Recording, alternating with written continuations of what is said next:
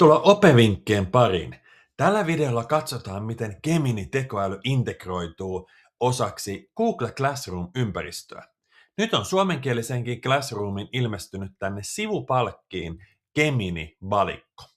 Ja se tarkoittaa sitä, että opettaja pääsee suoraan täällä Geminissä sisäänrakennettuna luomaan erilaista sisältöä ja materiaalia.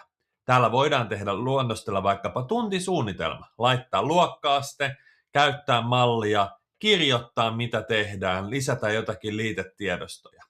Ja jos me tehdään nyt vaikka nelosluokkalaisille sopiva ympäristöoppi ja valo,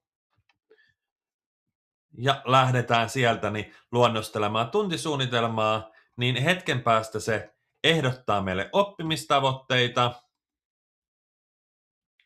Kirjoitetaan siihen, että 20 oppilasta ja sitten luodaan tuntisuunnitelma ja se lähtee tuolla hetken päästä niin näyttämään meille, että minkälainen tuntisuunnitelma tästä saatiin tehtyä.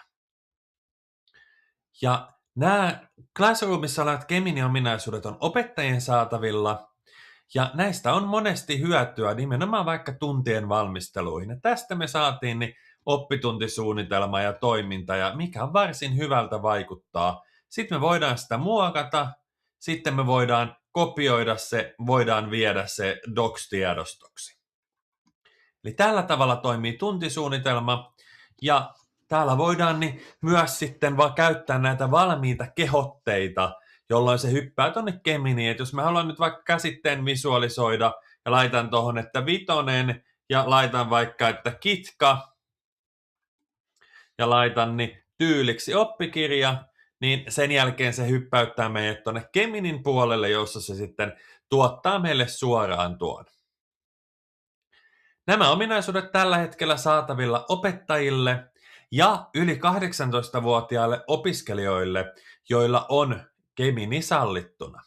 Toki opiskelijanäkymässä heillä on vähän erilaisia niin vaihtoehtoja siellä saatavilla.